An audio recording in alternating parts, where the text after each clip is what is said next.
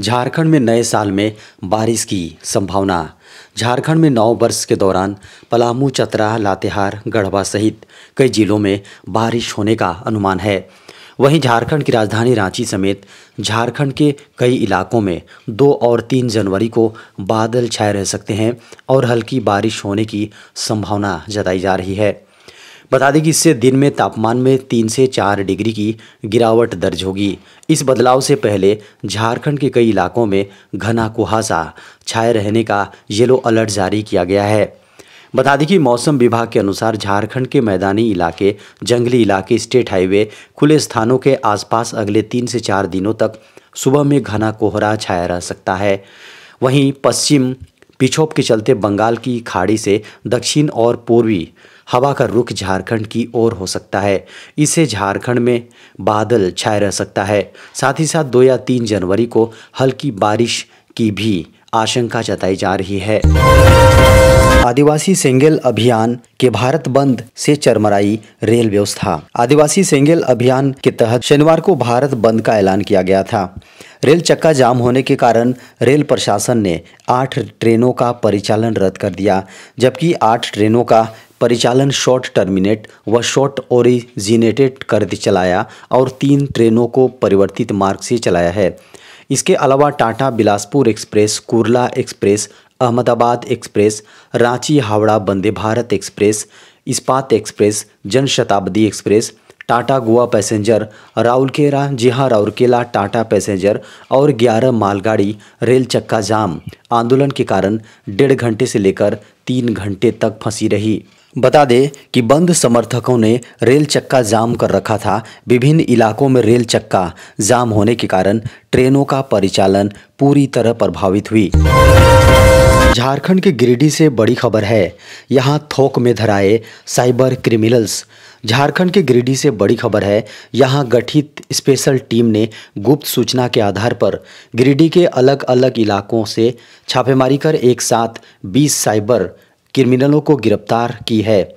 बता दें कि 20 साइबर अपराधियों की गिरफ्तारी पूरे झारखंड में प्रथम बार झारखंड के गिरिडीह जिले में, जी हां, गिरिडीह जिले में हुई है।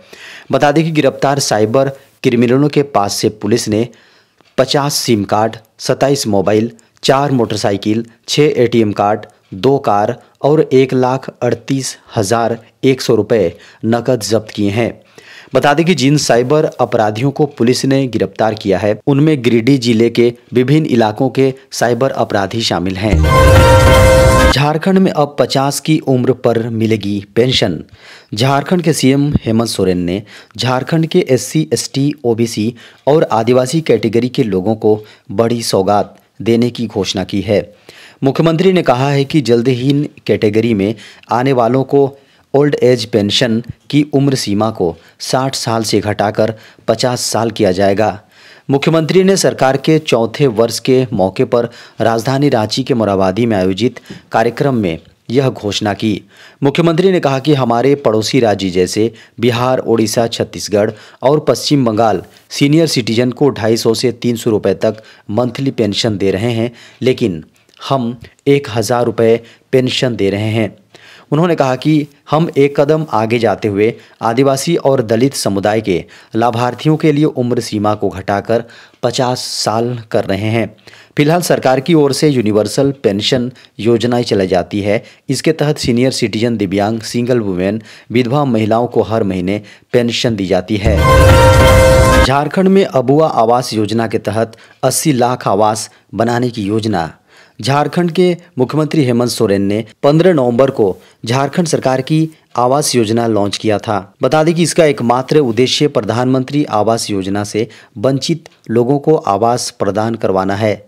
अबुआ आवास योजना के तहत सरकार की योजना 31 मार्च 2026 तक 16,320 करोड़ की लागत से 80 लाख आवास बनवाना है। चालू वित्त वर्ष में 2 लाख लोगों को आवास उपलब्ध कराए जाएंगे। बता दें कि वहीं अगले वित्त वर्ष में 2.5 लाख घर पूरे किए जाएंगे। शुक्रवार को झारखंड के CM हेमंत सोरेन ने कहा, हमारी योजना 80 लाख आवास बनाने की है, लेकिन संख्या में वृद्धि भी हो सकती है। मुख्यमंत्री ने कहा कि यह कार्यक्रम झारखंड में हर साल आयोजित किया जाएगा। झारखंड में 30 बिल्डरों पर कार्रवाई कर लगाया गया 23.75 लाख का हर्जाना। झारखंड में real estate regulatory authority chairman Ranjit Kumar Chaudhary की अदालत ने तिमाही रिपोर्ट नहीं देने वाले 30 बिल्डरों पर बड़ी कार्रवाई की है। इन बिल्डरों पर 23,75,000 रुपए का हर्जाना लगाया है। मीडिया की खबरों को माने तो झरोरा ने बिल्डरों के खिलाफ कार्रवाई की है। जी हां, बीते को भी झारखंड के 14 बिल्डरों पर 11 लाख रुपए का हर्जाना लगाया गया था। बता दें कि Jharkhand real estate regulatory authority की कार्रवाई में राजधानी रांची के अलावा धनबाद, बोकारो, जमशेदपुर, हजारीबाग, जमशेदपुर के बिल्डर शामिल हैं। इनमें 11 प्रोजेक्ट रांची में, धनबाद में 7, बोकारो में 5 प्रोजेक्ट चल रहे हैं। पीएम मोदी की देश की जनता से अपील, 22 जनवरी को घर घर जलाएं राम ज्योति। प्रधानमंत्री नरेंद्र मोदी एक दिवसीय दौरे पर अयोध्या पहुंचे, जहां उन्होंने 15,700 करोड़ की 46 परियोजनाओं का लोकार्पण और शिलान्यास किया। पीएम मोदी ने अयोध्या धाम जंक्शन और महर्षि वाल्मीकि अंतर्राष्ट्रीय हवाई अड्डे का लोकार्पण करने के साथ ही 6 वंदे भारत और 2 अमृत भारत ट्रेनों को भी हरी झंडी दिखाकर रवाना किया। अपने उद्बोधन में प्रधानमंत्री ने अयोध्या वासियों को भरोसा दिलाया कि इस पवित्र धाम के विकास में कोई कोर कसर बाकी नहीं रखी जाएगी। उन्होंने कहा कि आज पूरी दुनिया उत्सुकता के साथ 22 जनवरी के ऐतिहासिक क्षण का इंतजार कर रही है। ऐसे में अयोध्या वासियों में ये उत्साह उमंग बहुत स्वाभाविक है। प्रधानमंत्री ने कहा कि वे भारत की मिट्टी के कण कण और भारत के जन जन के पुजारी हैं। उन्होंने कहा कि मैं अभी आपकी तरह उतना ही उत्सुक हूँ। मुख्यमंत्री हेमंत सोरेन से पूछताछ के लिए ईडी ने जारी किया 7वां सम्मन। ईडी ने कथित भूमि घोटाले से जुड़े धन शोधन मामले में पूछताछ के लिए झारखंड के सीएम हेमंत सोरेन को 7वां सम्मन जारी किया है। मीडिया की खबरों को माने तो केंद्रीय एजेंसी ने मुख्यमंत्री हेमंत सोरेन से कहा है कि वह इस मामले में जांच अधिकारी को अपनी सुविधानुसार तिथि, स्थान आदि के बारे में जानकारी दें, ताकि धन शोधन निवारण अधिनियम यानी पीएमएलए के तहत उनका बयान दर्ज किया जा सके। प्रवर्तन निदेशालय ने झारखंड के मुख्यमंत्री से 31 दिसंबर तक जवाब मांगा है और ऐसा नहीं करने पर वह धन शोधन रोधी कानून के प्रावधानों के तहत आगे की कानूनी कार्रवाई शुरू करेगी। वहीं ईडी के अनुसार यह जांच झारखंड में माफिया द्वारा भूमि के स्वामित्व में अवैध तरीके से बदलाव से संबंधित है। एजेंसी ने इस मामले में 14 लोगों को गिरफ्तार किया है। आरबीआई के डेटा के अनुसार देश की कुल विदेशी मुद्रा में आई उछाल।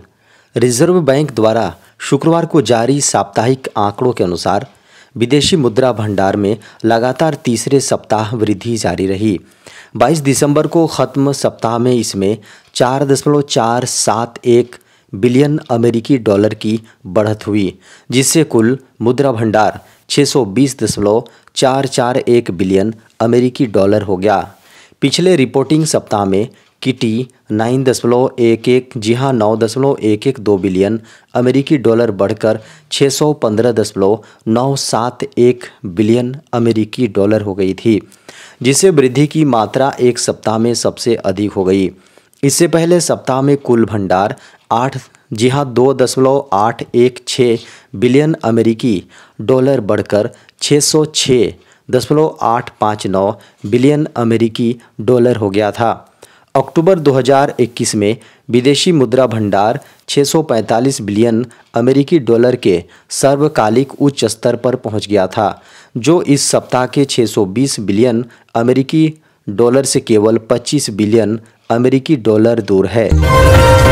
भारत में कोविड-19 के 743 नए मामले। देश में बीते 24 घंटे में कोरोना वायरस के 743 नए मामले सामने आए तथा उपचाराधीन मरीजों की संख्या 3,997 है। स्वास्थ्य मंत्रालय ने शनिवार को इसकी जानकारी दी। केंद्रीय स्वास्थ्य एवं परिवार कल्याण मंत्रालय की ओर से शनिवार सुबह 8 बजे तक के ताज़ा आंकड़ों के अनुसार बीते 24 घंटों में कोरोना वायरस संक्रमण से 7 लोगों की मौत की पुष्टि हुई है। मंत्रालय के आंकड़ों के अनुसार बीते 24 घंटे में कोविड-19 से केरल में 3, कर्नाटक में 2, जबकि छत्तीसगढ़ और तमिलनाडु में एक एक मरीज की मौत की खबर है। ठंड और कोरोना वायरस के नए उपस्वरूप के कारण हाल के दिनों में संक्रमण के मामलों में तेजी आई है। इससे पहले 5 दिसंबर तक दैनिक मामलों की संख्या घटकर दहाई अंक तक पहुंच गई थी।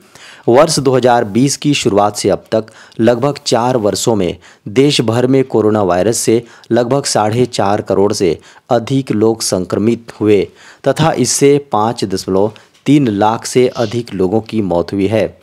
स्वास्थ्य मंत्रालय की वेबसाइट के अनुसार अब तक संक्रमण से रिकवर होने वाले लोगों की संख्या बढ़कर 4.4 करोड़ हो गई है। स्वस्थ होने की राष्ट्रीय दर 98.81% है। भारत सरकार का साल 2024 का कैलेंडर लॉन्च। केंद्रीय मंत्री अनुराग ठाकुर ने शनिवार को 2024 के लिए सरकार के वार्षिक कैलेंडर का अनावरण किया। इसमें अयोध्या समेत देश भर के तीर्थ स्थलों के विकास को शामिल किया गया है। अयोध्या में 22 जनवरी को राम मंदिर के लिए प्राण प्रतिष्ठा समारोह का आयोजन होगा। अनुराग ठाकुर ने कहा कि कैलेंडर पिछले लगभग 10 वर्ष में सरकार की उपलब्धियों को प्रदर्शित करता है, जिसका लक्ष्य 2047 तक भारत को एक विकसित राष्ट्र बनाना है।